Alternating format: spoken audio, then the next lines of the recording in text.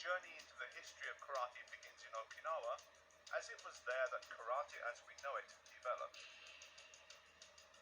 Subtropical, lashed with frequent typhoons, and almost devoid of natural resources, Okinawa, by necessity, traded extensively overseas in order to survive.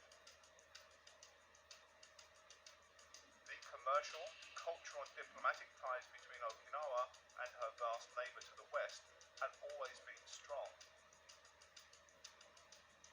The relationship was so well established that the city of Fuzhou in southern China boasted an Okinawan compound, the Ryukyu-kan, that served as a commercial, social and cultural interface between Okinawa and the local Chinese community. Adventurous young Okinawans seeking to improve their education or economic opportunities would make the voyage to China. Not infrequently, they would study Chinese martial arts during their stay on the mainland, returning to Okinawa with techniques and training methods which then made their way into the indigenous fighting methods of the Ryukyu Islands.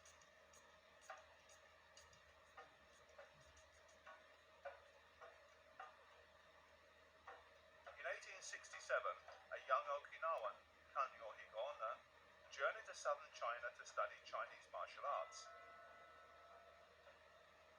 Accepted as a student by Master Yu Yuko, he devoted 14 years to serious training, returning home around 1881. The style he mastered emphasized body conditioning, powerful techniques delivered at close range, as well as all manner of grappling, seizing and throwing methods. Its distinguishing feature was the practice of sanshin, an exercise designed to develop power, strengthen the practitioner's body, and build his spirit. Referred to in Okinawa as Nahate, after the city of Naha where it was most commonly practiced, Kanyo Higona taught the art only to those who could furnish satisfactory character references. This custom remained in place for several more generations, as Shuichi Aragaki, a student of Miyagi, recounts.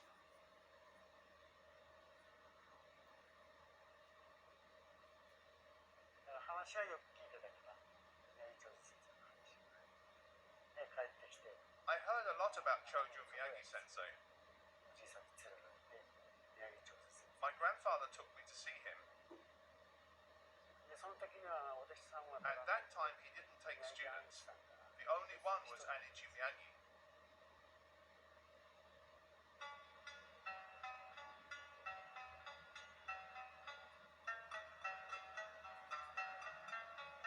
One youth accepted for training by Kanyo Higona was Choju Miyagi. Born to a prosperous Okinawan family in 1888, Miyagi is credited with the founding of Goju-ryu karate. He systemized the art he had learned from Kanyo Higona and added to it calisthenics for warming up and supplementary exercises for body conditioning and strength development. He also modified sanshin kata to make it a training method designed to develop the student's power and concentration. A more formal method of breathing in sanshin was also adopted, which to this day readily distinguishes it from the sanshin performed by other schools of karate. Miyagi-sensei also added 2 and standardized the 12 Goju-ryu formal exercises, or kata.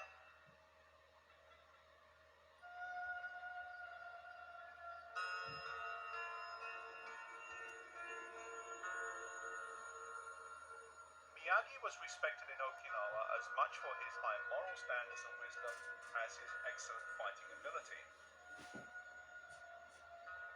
He was a man who clearly thought a great deal about karate, in addition to studying and teaching it. A karate missionary, his visits to the Japanese mainland and Hawaii gave many people outside of the Okinawan community their first view of traditional karate.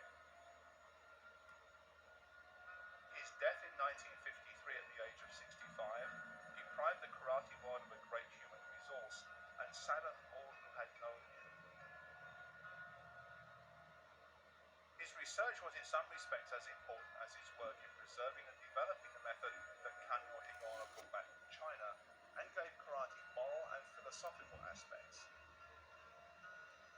We can see this in his public utterances on the subject that became his entire life. At a lecture he gave in Osaka on January 28, 1936, he posed the question, "What is karate?" And